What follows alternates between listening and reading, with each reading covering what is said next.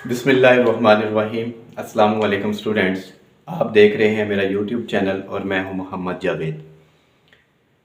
आपको white board पे नज़र आ रहा होगा क्लास 9 का ये लेक्चर है। चैप्टर 2 है, एक्सरसाइज 2.4 है, मोस्ट इम्पॉर्टेंट एक्सरसाइज है बोर्ड के एग्ज़ाम के लिहाज से भी। अगर स्कूल के अंदर आपके एग्ज़ाम होते हैं, चाहे वो मिड टर्म के हो रहे होते हैं, चाहे वो सेंड अप के होते हैं, चाहे वो फाइनल टर्म आपकी मसले जो होते हैं, सेंड अप जो होते हैं या फिर प्री बोर्ड जो होते हैं, उसके अंदर इस एक्सरसाइज में से लाजमी एक क्वेश्चन आपको दिया जाता है। इस एक्सरसाइज का क्वेश्चन 1 है जो लिखा हुआ है कि use laws of exponent to simplify. मुख्तलिफ किस्म के इसके लॉज हैं और उस लॉज से हम इस क्वेश्चन को आज सॉल्व करेंगे कि ये सॉल्व कैसे होगा। पहले जो इसमें पार्ट 1 है 243 की पावर है -2/3, फिर उसके सेकंड वैल्यू लिखी हुई है 32, उसकी पावर है -1/5। डिनोमिनेटर में लिखा स्क्वायर रूट इनटू मतलब उसके अंदर वैल्यू है 196 -1 लिखा हुआ है। ये आपको क्वेश्चन जो है, ये क्वेश्चन 1 है, इसका पार्ट 1 है। इसके क्वेश्चन 1 का 4 पार्ट्स हैं। इसमें सबसे पहले अगर हम देखते हैं बेस में अगर लिखा हुआ 243 और इसकी एक्सपोनेंट है या उसकी पावर है वो -2/3 है। सबसे पहले हम सॉल्व करेंगे इसकी बेस को ही सॉल्व किया जाता है। अगर 243 है, ठीक है, ये हम देखता हूँ, ये 3 के ऊपर डिवाइड होता है। 3 8,000 और 3 1,000। फिर ये 3 पे होगा, 3 27,000 होता है 81। फिर 3 9,000 और ये 3 3,000 9 और 3 1,003 होता है ये। अब देखें 3 कितने टाइम है, 1 2 3 4 5 टाइम है। इसको हम लिखेंगे 3 की पावर 5 और लिखेंगे -2/3 और ये 32 है, उसको भी हम ऐसे ही फाइंड कर लेंगे। 32 अगर लिखते हैं, अगर हम 2 16,000, ये 2 की पावर 5 बनती है वैसे, 2 8,000 2 4,000 2 2,000 और 2 1,000। 2 कितने टाइम होगा इसमें, 5 टाइम। वो हम लिखेंगे 2 की पावर 5 और उसकी पावर है -1/5। अब रहेगी वैल्यू 196 की। 196 को भी हम ऐसे ही एलसीएम टाइप उसको डिवाइड करेंगे, उसकी भी वैल्यू फाइंड करते हैं। वो कौन सी वैल्यू आती है इसकी। 196 है, 2 पे डिवाइड होगा, 2 9,018, 1 कैंसिल 16 बन जाएगा, 98 आएगा। फिर 2 पे अगर इसको डिवाइड करते हैं तो ये 49 आएगा। तो 49 7 पे ही डिवाइड होता है, 7 7,000 और 7 1,000 से। ठीक है, ये 2 की पावर 2 है और 7 की पावर भी 2 है। ऐसे लिखेंगे इसको, 2 की पावर 2 मल्टीप्लाई 7 की पावर 2 और इसकी वैल्यू मैं पुट कर, ये -1 ये लिखा। और जो स्टूडेंट जो स्क्वायर रूट की वैल्यू होती है वो 1/2 होती है, ओनली अगर स्क्वायर रूट लिखा हो। अगर यहाँ पे 3 लिखा होता तो 1/3 लिख देते, ठीक है। अगर यहाँ पे 4 लिखा होता तो 1/4, अगर कुछ भी ना लिखा हो तो फिर वो स्क्वायर रूट की वैल्यू होती है। स्क्वायर रूट की वैल्यू होती है -1/2। नेक्स्ट स्टेप में हम ये करेंगे कि अब जो ब्रैकेट्स के अंदर, क्योंकि एक लॉ है, वो लॉ ये कहता है कि अगर कोई भी वैल्यू अगर मल्टीप्लाई हो रही होती हैं, जैसे ये दोनों मल्टीप्लाई होती हैं, वो आपको मैं इधर लिख देता हूँ कि क्या था। अगर a की पावर m है, उसके ब्रैकेट के बाहर अगर n लिखा जाता है तो वो हम लिखते हैं a की पावर m और n। मतलब ये दोनों वैल्यूज क्या होती हैं, मल्टीप्लाई होती है, लेकिन ब्रैकेट्स के अंदर हम इसको नहीं लिखते। इसी तरह अब हम ये जो मैंने लिखी हुई है 3 की पावर 5 और कौन सी लिखी हुई थी -2/3, ये वैल्यू अब मैं इसको सॉल्व करूंगा।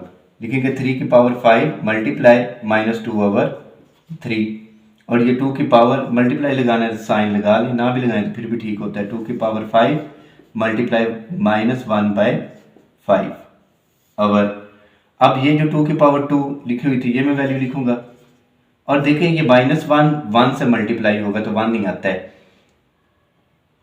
ठीक है, -1/2। अब ये 7 की पावर 2 मल्टीप्लाई, ये भी दोनों मल्टीप्लाई होंगे तो -1/2 आएगा। इसका मैंने ये वैल्यू लिख दी है इसकी।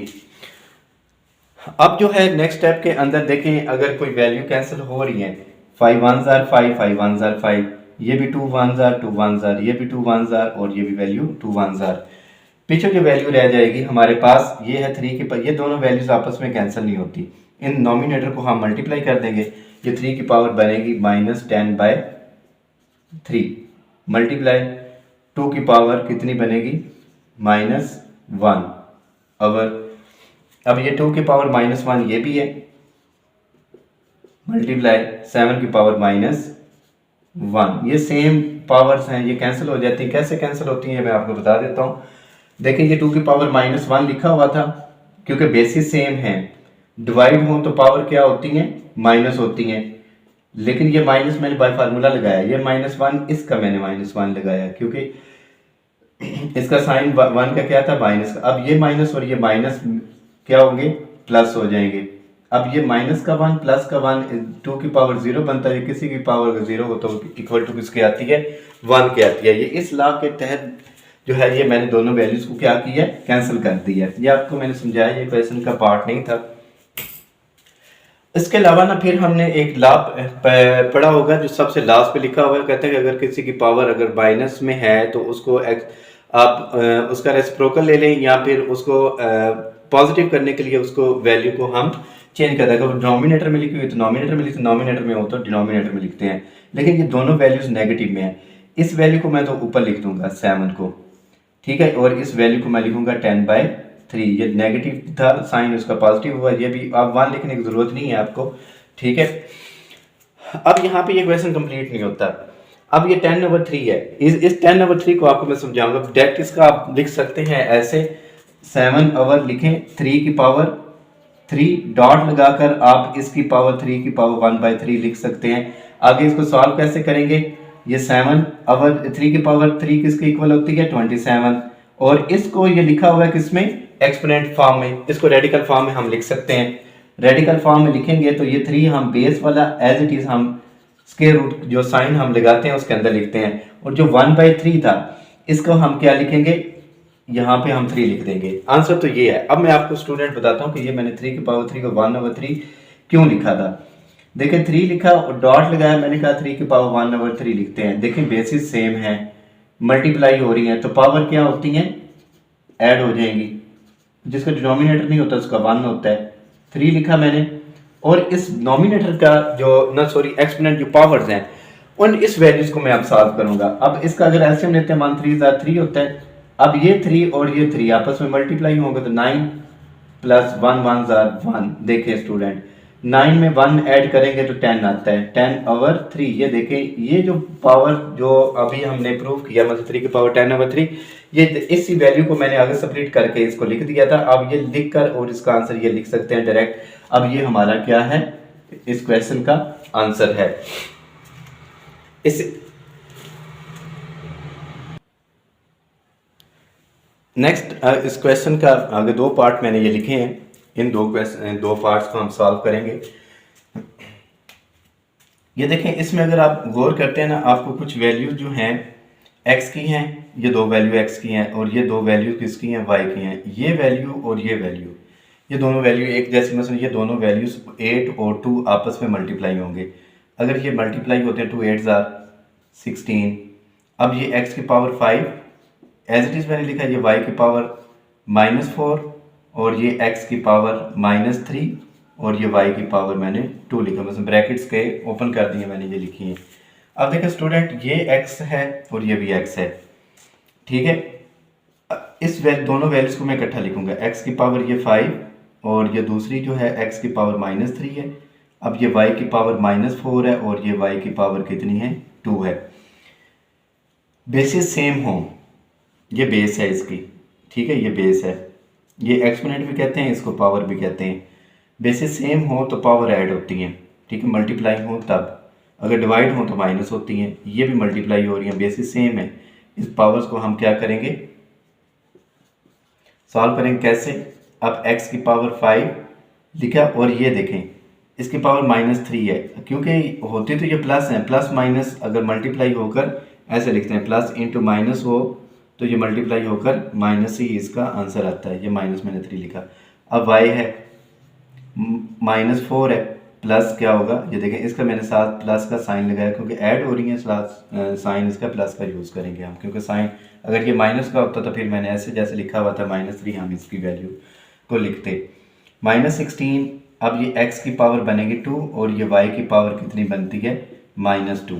-2 कैसे, क्योंकि 4 में जब एक भी साइन माइनस का हो, एक दूसरा जो है प्लस का हो, तो हम उसको माइनस करते हैं, लेकिन जो साइन उसका लगाते हैं जो वैल्यू बड़ी होती है। अब 4 बड़ा था, उसका साइन माइनस का है था, तो -2 लगाया था।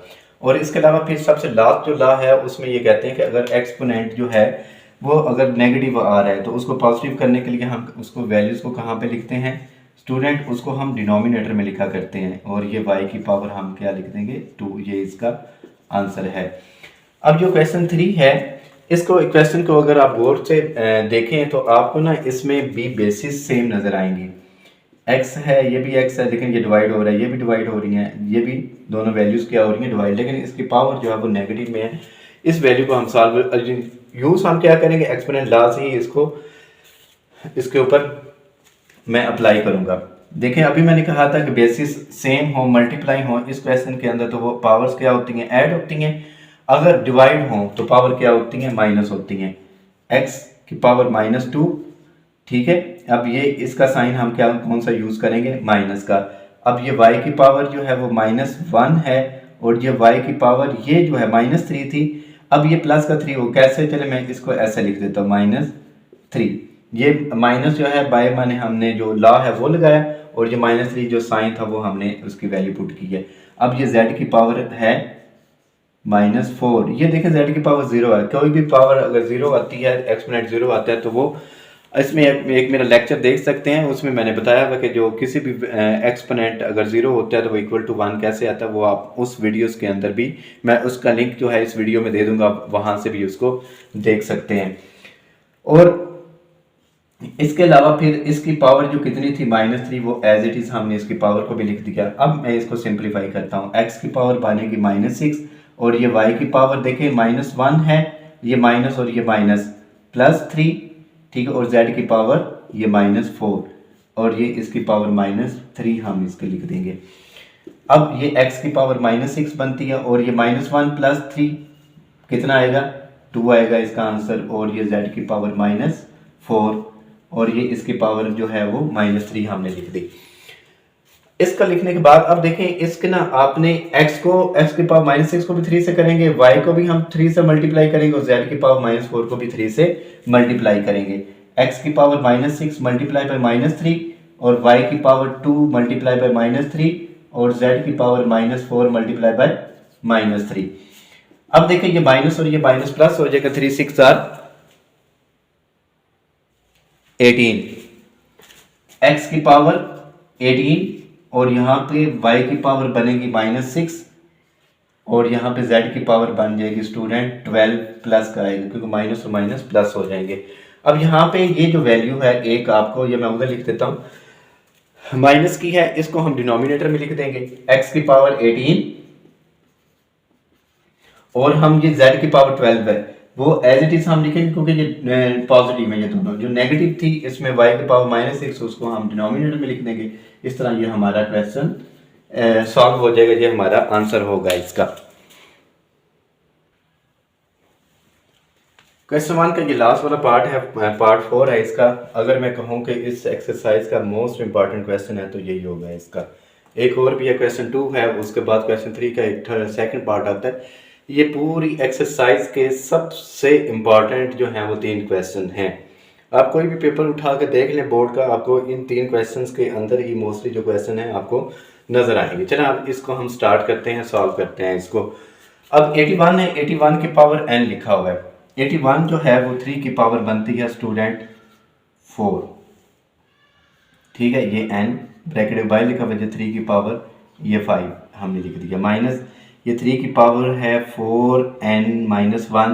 ये हमने क्वेश्चन 1 का पार्ट 1 जो हमने किया था उसके अंदर पहली वैल्यू यही थी, उसमें मैंने बताया था कि 3 की पावर कितनी बनती है, ये 5 बनती है, ठीक है। आपको दोबारा ये करने की ज़रूरत नहीं, अगर आपको आते हैं ना, क्योंकि क्वेश्चन का पार्ट नहीं होता जो मैंने वैसे स्टार्ट किया था ऐसे 243 लिखकर, अगर 243 है, ये मैंने 34 लिख दिए, तो वह आप डिवाइड करें इसको, तो ये क्वेश्चन का पार्ट नहीं होता। अगर आपको डायरेक्ट इसकी वैल्यू आती है, पता है कि ये इसका आंसर आता है, तो वो आप उसमें लिख सकते हैं, डायरेक्ट भी लिख सकते हैं। तो इसकी ये 3 की पावर जो है वो 5 बनेगी। लिख दिया। ये है 3 है, ये जो है लेकिन ये 9 है। 9 का अगर हमने लिखा हुआ ये 3 की पावर 2 बनती है और इसकी पावर जो है ये बनेगी 2n और ये 3 की पावर 3 एज इट इज़ हम इसको लिख देंगे। अब ये 4 और n आपस में मल्टीप्लाई हो जाएंगे। इसको हम लिखूंगा 3 की पावर 4n डॉट लगाकर 3 की पावर 5। अब बेसिस सेम है, मल्टीप्लाई हो रही है तो पावर क्या होंगी इसकी ऐड हो जाएंगी। -3 की 4n -1 + 5, ठीक है। और अब ये वैल्यू लिखूंगा, ये देखें 2 और 2 आपस में मल्टीप्लाई हो जाएंगे। ये 3 की पावर बनेगी 4n और ये डॉट लगाकर मैंने लिख दिया 3 की पावर 3 है। अब देखिए यहाँ पे इसको तो सिंप्लीफाई अब हम कर लेंगे। -1 है, इसमें 5 माइनस करेंगे तो ये 4 आ जाएगा। लेकिन ये दोनों वैल्यूज़ के ऊपर जैसे मैंने यहाँ पे लॉ इम्प्लीमेंट किया था, इन दो वैल्यूज़ के ऊपर भी हम लॉ को इम्प्लीमेंट करेंगे। बेसिस सेम है, मल्टीप्लाई हो रही है तो पावर क्या होंगी इनकी ऐड हो जाएंगी। 4n + 5 -3 की पावर, अब ये देखें तो सार 4n तो एज इट इज लिखेंगे हम -1 + 5 + 4 आ जाएगा इसका आंसर। अब ये जो है 3 ये भी मल्टीप्लाई हो रही है, बेसिस सेम है तो पावर ऐड हो जाएगी। ये 3 की पावर 4n + 3। अब यहाँ पे ये क्वेश्चन जो है वो मुख्तलिफ किस्म के मेथड से भी हो सकता है।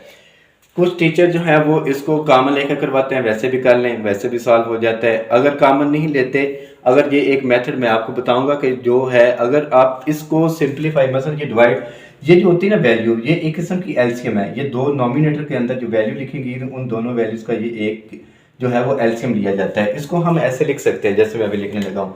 अब लिखे 3 की पावर 4n + 5 और 3 की पावर 4n + 3 माइनस, अब ये वैल्यू लिखूंगा 3 की पावर 4n + 4 और 3 की पावर 4n + 3, ये वाली, ये नॉमिनेटर इसके साथ भी मैंने लिखा है और ये वाली वैल्यू मैंने इस वैल्यू के साथ भी लिखी है। डिनोमिनेटर में देखें अब वैल्यूज बेसिस सेम है, डिवाइड हो रही हैं तो पावर क्या होगी अब माइनस हो जाएंगी। 3 की पावर 4n + 5 माइनस, देखें माइनस करेंगे तो 4n आएगा, क्योंकि ये माइनस इस प्लस से मल्टीप्लाई होगा तो ये माइनस कर देगा इस वैल्यू को, ठीक है। -3, अब ये भी डिवाइड हो रही है, इसकी भी वैल्यू हम लिख देंगे +4 -4n - 3, ठीक है। अब ये प्लस का और ये माइनस की वैल्यू कैंसिल होगी, ये प्लस और ये माइनस की वैल्यू कैंसिल हो जाएंगी। अब देखेंगे 3, अब 5 में से 3 माइनस करेंगे तो 2 आएगा। -3 की पावर, अब जगह 4 में से 3 माइनस करेंगे तो 1 आता है। अब 3 का स्क्वायर क्या होता है 9 - 3, तो 9 में से 3 माइनस करेंगे तो 6 आता है। ये इसका आंसर है।